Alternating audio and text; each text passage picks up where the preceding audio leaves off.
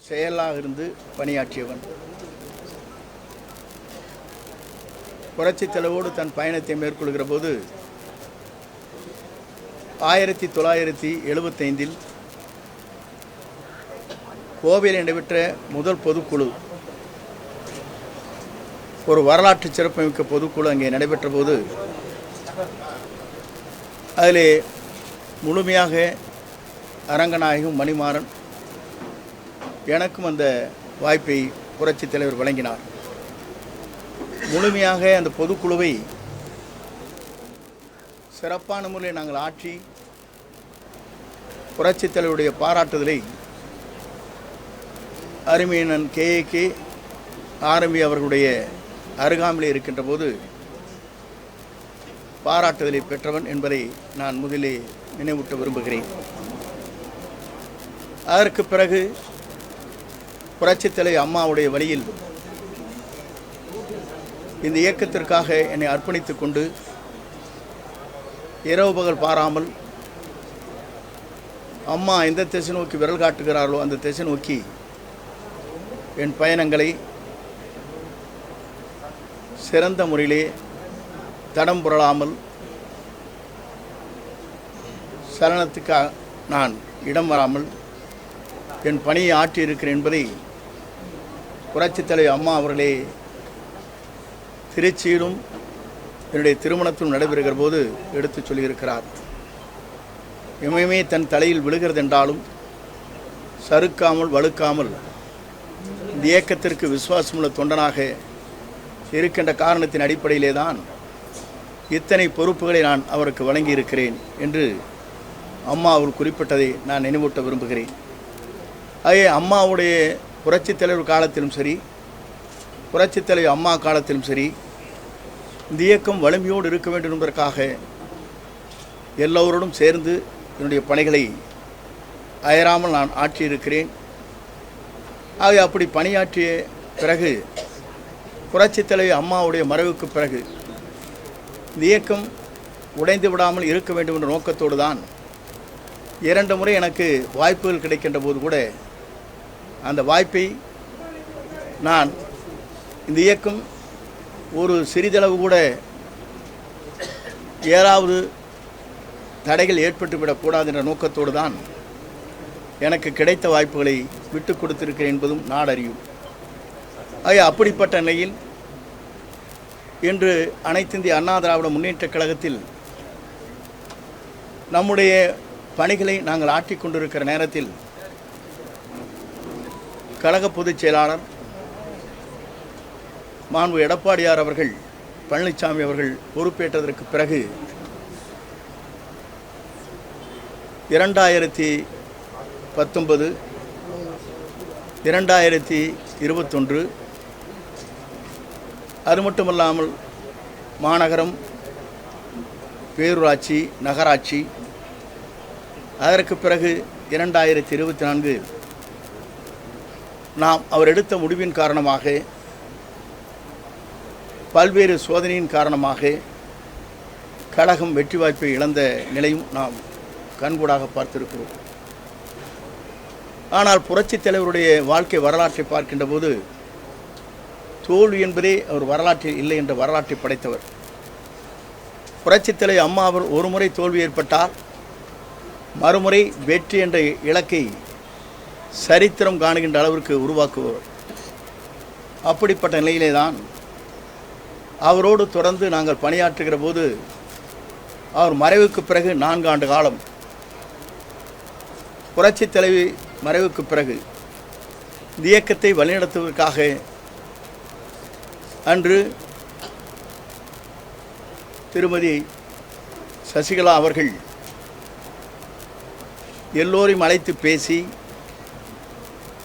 எல்லோருடைய கருத்துக்களையும் பகிர்ந்து என்னிடத்தில் அதற்காக 1 மணி நேரம் பேசியதற்கு பிறகு நானே அப்போது சொன்ன ஒரே கருத்து தான், எல்லோரும் ஒருங்கிணைந்து இருக்க வேண்டும். நாம் இருப்பது 122 பேர் தான். 11 பேர்கள் வெளியே இருக்கிறார்கள்.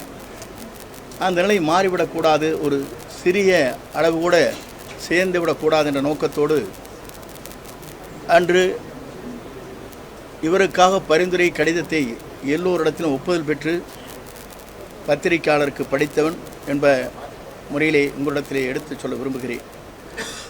அப்படி இருக்கின்ற போது 4 ஆண்டு காலம் நாம் ஆட்சியை நடத்தினோம்.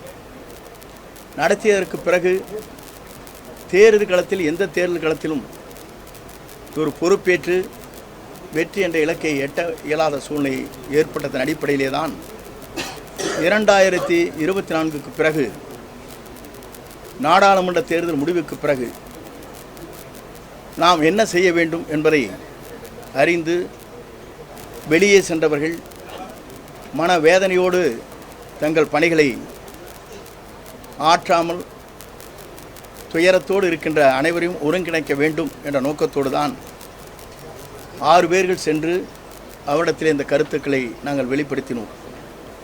ஆனால் அந்த கருத்துக்கள் வெளிப்படுத்தியதற்கு பிறகு பத்திரிகைகள் செய்திகள் எல்லாம் தொடர்ந்து 4 மாத காலம் 6 பேர் சந்தித்தார்கள், கருத்துக்களை சொன்னார்கள். அந்த கருத்துக்கள் என்ன என்பதை அவர் ஏற்றுக்கொள்ளவில்லை என்பதை கூட கருத்துக்கள் பரிமாறப்பட்டது. அதற்கு பிறகுதான் செய்தியாளரை சந்திக்கின்ற போது யாருமே என்னை பார்க்கவில்லை, அத்தனையும் பச்சைப்பு என்று தலைமை கழகத்திலே அவர் பத்திரிகையாளர் சந்திப்பிலே உரையாற்றினார். நான் எதற்காக சொல்கிறேன் சொன்னால், ஒரு இயக்கம் என்பது பல கோடி தொண்டர்களை நிறைந்திருக்கிற இந்த இயக்கத்திற்காக தங்களை ரத்தம் சிந்துகிற தொண்டர்களுடைய எதிர்பார்ப்பைத்தான் நாங்கள் பிரதிபலித்தோமே தவிர மக்கள் என்ன நினைக்கிறார்கள், எல்லோரும் ஒருங்கிணைந்தால் வெற்றி பெறலாம் என்று ஒருங்கிணைவது மட்டுமல்ல, சோர்வோடு இருக்கின்ற அமைதியாக இருக்கின்ற கழக தொண்டர்களும் அரவணைத்து சென்றால் மட்டும்தான் வெற்றி என்ற இலக்கை எட்ட முடியும் என்பது பொதுமக்களுடைய கருத்து.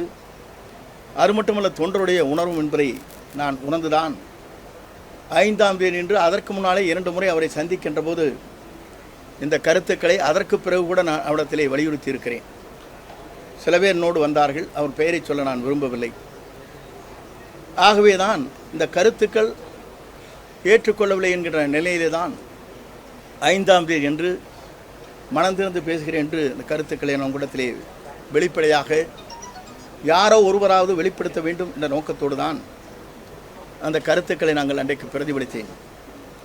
ஏன் அதை பிரதிபலித்தேன் என்று சொன்னால், எல்லோரும் சொல்வார்கள் 2026க்கு பிறகு நாம் ஏதாவது இயக்கத்திலே வெற்றி பெற இயலவில்லை என்றால் அதற்கு யார் காரணம், ஏன் நீங்கள் சொல்லவில்லை என்ற ஒரு கருத்து பரிமாறப்படும் என்ற நோக்கத்தோடு தான் வெற்றி என்ற இலக்கை எட்ட வேண்டும் என்ற நோக்கத்தோடு அந்த கருத்துக்களை நாங்கள் அன்றைக்கு பரிமாறினோம். ஆனால் அப்படி பரிமாறுகிற போது இங்கே இருக்கிற பத்திரிகை நண்பர்களுக்கு நன்றாக தெரியும். அன்றைக்கு 10 நாட்கள் பேச்சு தொடங்க வேண்டும் என்று சொன்னேன். நீங்கள் எல்லாம் கேட்டீர்கள். அப்போது கெடுவா என்னவா என்று கேட்டீர்கள். அப்போது நான் சொன்னேன், இது கெடுவல்ல, 10 நாட்களுக்குள் பேச்சு துவங்க வேண்டும். 1 மாதம் அல்லது 1.5 மாதம் எடுத்துக்கொள்ளலாம், யாரை சேர்த்துக்கொள்ளலாம் வேண்டாம் என்பது பொதுச் செயலாளர் முடிவு செய்யலாம் என்று தெளிவாக சொல்லப்பட்டிருக்கிறது. நீங்கள் என்னுடைய ஆடியோவை பார்த்தாலே தெரியும். ஆனால் செய்திகள் எப்படி வெளிப்பட்டது என்று சொன்னால், 10 நாள் கெடுபிடித்து விட்டார் என்ற செய்திகள் பரவலாக வந்திருக்கிறது. ஆனால் என்னை பொறுத்தவரையிலும் இந்த இயக்கம் ஒன்று சேர வேண்டும் என்ற நோக்கத்தோடு தான் அனைத்து இந்திய அண்ணா திராவிட முன்னேற்ற கழகத்திலே இருக்கிற தொண்டருடைய உணர்வுகளை தெரிந்து கொண்டு இந்த பணிகளை நாங்கள் ஆற்றினோம். 2024 என்பது நாடாளுமன்ற தேர்தல். அந்த தேர்தலிலே நாம் ஏறத்தாழ படுதோல்வி ஏற்பட்டிருக்கிறது. 10 தொகுதியிலே நாடாளுமன்ற தொகுதியில் 3ஆவது இடம், 2 தொகுதியிலே 4ஆவது இடம். நம்முடைய இயக்கத்தை எப்படி வழிநடத்தி செல்ல வேண்டும் என்ற நோக்கத்தோடு தான் அந்த கருத்துக்கள் பரிமாறப்பட்டிருக்கிறது.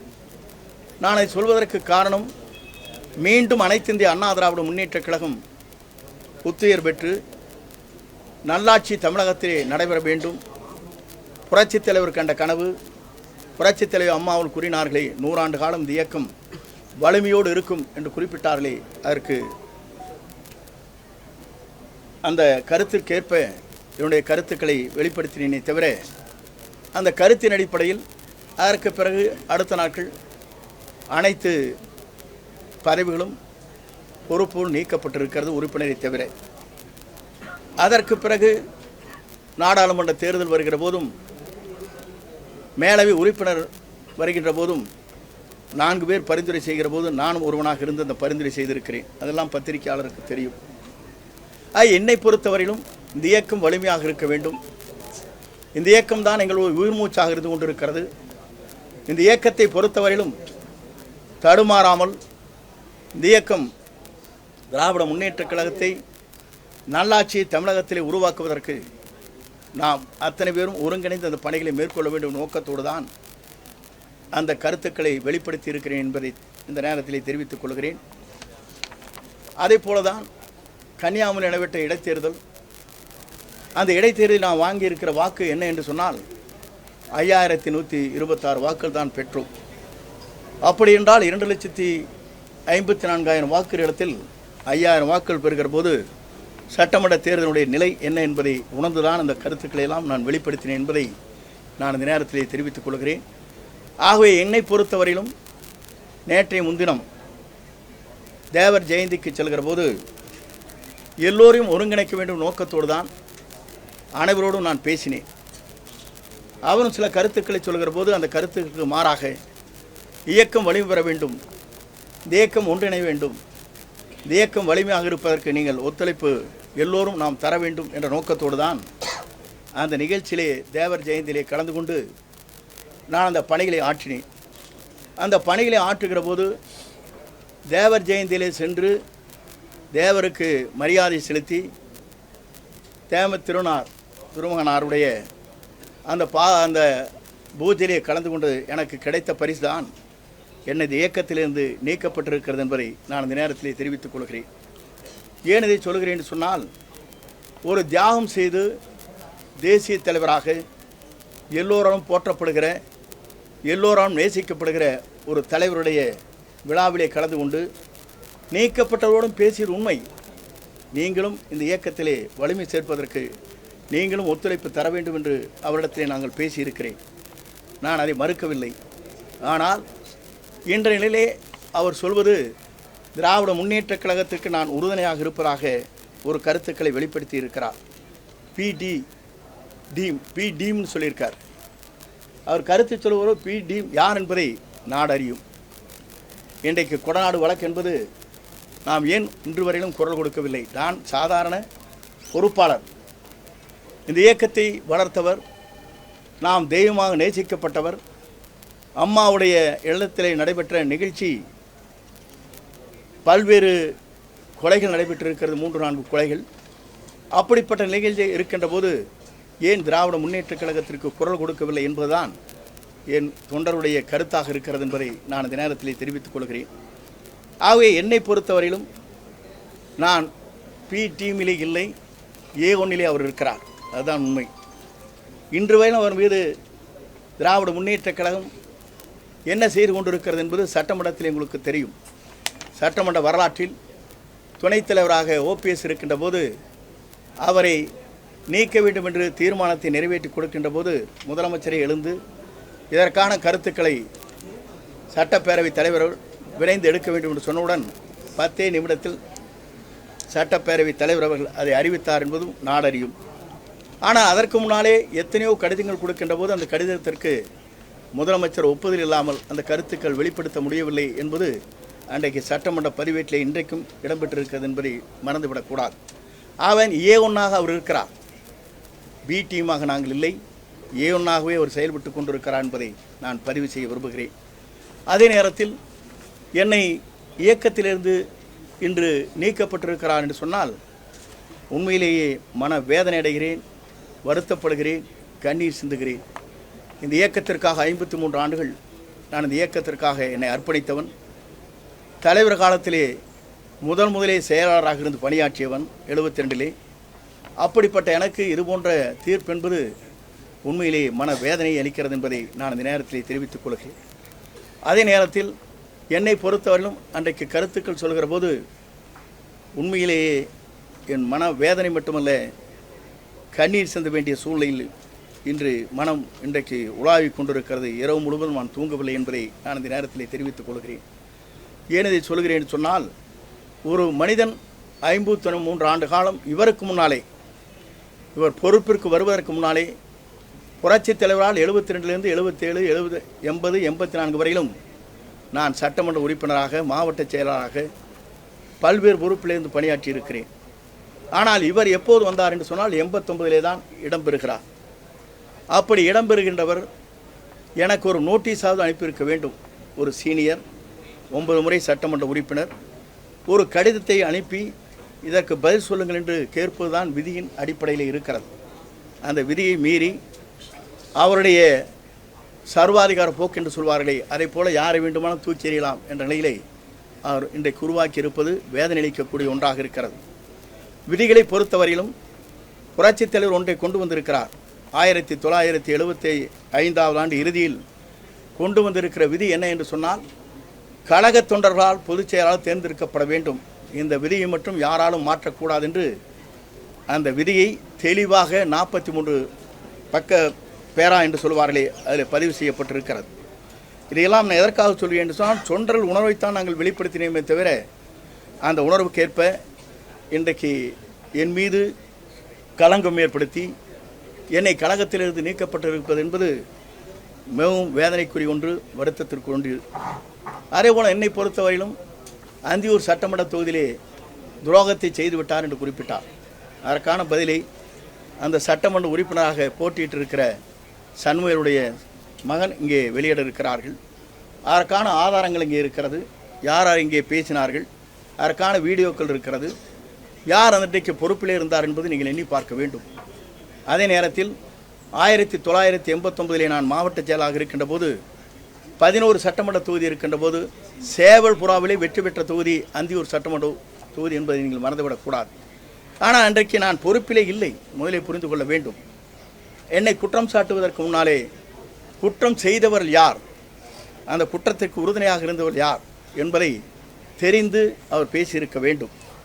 அதை விட்டுவிட்டு குற்றம் செய்தவர்களுக்கே பதவியை கொடுத்த இன்றைக்கு அவரோடு வைத்து கொண்டிருக்கிற நிலை இன்றைக்கு எல்லோரும் அறிந்த ஒன்றாக இருக்கிறது. ஆகவே துரோகம் என்று சொல்வதற்கு நான் ஒன்றிலிருந்து இரண்டாக சொல்ல விரும்புகிறேன். முதலே நம்முடைய அன்றைய பொதுச் செயலாளராக இருந்த சின்னம்மா அவர்களை பதவி பெறுகிற போது எப்படி அந்த பதவியை பெற்றார் என்பது நாடறியும். அதற்கு பிறகு 18 பேர்கள் டிடிவியோடு வருகை தந்து முழு ஆதரவை தந்தன் அடிப்படையில் தான் 222 சட்டமன்ற உறுப்பினர்கள் நாம் பவனி வந்தோம். அவர் வாபஸ் பெற்றதற்கு பிறகு நம்முடைய நிலை என்ன என்று சொன்னால், ஓபிஎஸ்ஐ அழைத்து 11 பேர்களையும் அழைத்து நாம் தம்பி என்ன கொஞ்சம் 11 பேர்களையும் அழைத்து நாம் நீங்கள் என்னோடு இருங்கள், என்னோடு பயணிகள், உங்களுக்கு வேண்டிய அத்தனை பதவியும் தருகிறேன் என்று சொல்லி ஒருங்கிணைப்பாளர் இணை ஒருங்கிணைப்பாளராக ஏற்றுக்கொண்டு பணிகளை மேற்கொண்டார். என்னை குற்றம் சாட்டுவதற்கு முன்னால் அவர் தெரிந்து கொள்ள வேண்டிய ஒன்றே ஒன்றுதான், இன்றைக்கு அவருக்கும் அதே நிலை ஏற்பட்டிருக்கிறது. கழகத்தில் நீக்கப்பட்டிருக்கிறார்கள், ஒழுங்கு நடவடிக்கை எடுக்கப்பட்டிருக்கிறது. அதற்கு பிறகு நம்முடைய இயக்கத்தை 4 ஆண்டு காலம் கட்டிப்பிடித்து காப்பாற்றிய பாரதிய ஜனதா கட்சிக்கு என்ன நாம் உதவி செய்தோம் என்று சொன்னால், 2024 தான் பாரத பிரதமரை தேர்ந்தெடுக்க வேண்டும் என்ற நிலையை தடுமாறிக்கொண்டிருக்கிற நேரத்தில் தமிழ்நாட்டில் ஒரு தடுமாற்றத்தை உருவாக்கி 2024 மட்டுமல்ல, 2026 மட்டுமல்ல, 2029 நாங்கள் கூட்டணி இல்லை என்று சொன்னவர் அவர் என்பதை நீங்கள் மறந்துவிடக்கூடாது. இதெல்லாம் எதற்காக சொல்கிறேன் என்று சொன்னால், ஒவ்வொரு நாளும் ஒவ்வொரு பேச்சுக்களை பேசிக் கொண்டிருக்கிறேன். உங்களுக்கு நன்றாக தெரியும். கோவையில் ஒன்றை பேசுகிறார், தஞ்சைக்கு சென்றால் ஒன்றை பேசுகிறார், அதற்கு பிறகு பண்ருட்டியில் ஒன்றை பேசுகிறார், சிவகங்கைக்கு சென்றால் ஒன்றை பேசுகிறார். அதுபோல் ஒவ்வொரு இடத்திலும் பேசும் பேச்சுக்கள் மாற்றமாக இருக்கிறது என்பதை நாட்டு மக்கள் உணர்ந்து கொண்டிருக்கிறார் என்பதை நீங்கள் மறந்துவிடக்கூடாது. இதையெல்லாம் ஏன் இன்றைக்கு சொல்லி என்று நீங்கள் கேட்கக்கூடும். நாம் பொறுப்பிலே இருக்கின்ற போது எந்த வார்த்தையும் ஒரு கழகத்தை பற்றி நம்மால் விமர்சனம் செய்ய இயலாது. கொடநாட்டை பற்றி இப்போது சொல்கிறீர்கள் என்று சொன்னால், கொடநாட்டை பற்றி சொல்வதற்கு தகுதி யாரிடத்தில் இருக்கிறதுனால் பொதுச் செயலாக கழகத்தை வளர்த்த அவருடைய முன்னாள் முதலமைச்சராக இருக்கின்ற அவருக்கு மட்டும்தான் அந்த முழு உரிமை இருக்கிறதே தவிர கழகத்தில் இருக்கிற நிர்வாகிகள் யாருமே அந்த அறிக்கையை விட்டு விட முடியாது. கழகத்தை மீறி அந்த அறிக்கையில் விடுகிற போது இதே கதி தான், எனக்கு வந்த கதியாக தான் மற்றவர்களுக்கு ஏற்படும். ஆகவே யாரும் அதை சொல்லவில்லை. ஏன் நீங்கள் அதை சொல்லவில்லை? இதுவரையிலும் நாம் தெய்வமாக வணங்கி நாம் வழிபட்ட அந்த கொடநாடு அம்மா அவர்கள் தங்கியிருந்த இந்த இடத்திலே ஏற்பட்டிருக்கிற அந்த கொலை குற்றங்களுக்காக ஏன் இதுவரையிலும் குரல் கொடுக்கவில்லை என்பதுதான் என்னுடைய கேள்வியாக இருக்கிறது என்பதை நான் இந்த நேரத்திலே தெரிவித்துக் கொள்கிறேன். அதோடு மட்டுமல்ல, இங்கே இருக்கிற நண்பர்களுக்கு ஒன்றை சொல்ல விரும்புகிறேன். எங்களை பொறுத்தவரையிலும் இந்த இயக்கம் வலிமையாக இருக்க வேண்டும். இந்த இயக்கத்தை பொறுத்தவரையிலும் நாங்கள் சிந்தாமல் சிதறாமல் மீண்டும் இந்த இயக்கம் வழிநடத்த சென்று வேண்டும் என்பதற்காகத்தான் என்னை உறுப்பினராக இன்றைக்கு நீக்கினாலும் கூட விதியின் அடிப்படையில் என்னை நீக்கவில்லை. அதற்காக அடுத்த கட்ட நடவடிக்கை என்ன என்பதை விரைவில் உங்களுக்கு அறிவிப்பேன் என்பதை நான் தெரிவித்துக் கொள்கிறேன். தொடர்ந்து நான் இந்த கட்சியிலே இயங்க வேண்டும் என்பதுதான் என்னுடைய நோக்கம். அதற்கு பிறகு நீக்கியதற்கு என்ன காரணம், விதிகள் இருக்கிறதா என்பதை ஆய்ந்து அதற்கான முடிவுகளை வழக்கறிஞரோடு கலந்து பேசி முடிவுகளை நான் மேற்கொள்ள இருக்கிறேன் என்பதை நான் தெரிவித்துக் கொள்கிறேன். இதோடு இந்த நிலையிலே என்னுடைய கருத்துக்கள் இங்கே பரிமாறப்பட்டிருக்கிறது. என்னை பொறுத்தவரையிலும் துரோகம் என்று சொன்னாலே அதற்கு நோபல் பரிசு கொடுக்க வேண்டிய அவர்தான் என்பதை நான் இந்த நேரத்திலே வலியுறுத்தி விரும்புகிறேன். ஏனென்று சொன்னால் அவர் அடிக்கடி சொல்வார், திமுகவை பற்றி பொய் சொல்வதே நோபல் பரிசு கொடுக்கலாம் என்று சொல்வார். எல்லோரையும் துரோகம் செய்கின்ற நோபல் பரிசு யாருக்கு கொடுக்க வேண்டும் என்று சொன்னால் மாண்பு எடப்பாடியாருக்குத்தான், எடப்பாடி பழனிசாமிக்குத்தான் கொடுக்க முடியுமே தவிர யாருக்கும் கொடுக்க இயலாது தமிழ்நாட்டை பொறுத்தவரை என்பதை நான் இந்த நேரத்திலே வலியுறுத்தி என் உரையை நிறைவு செய்கிறேன்.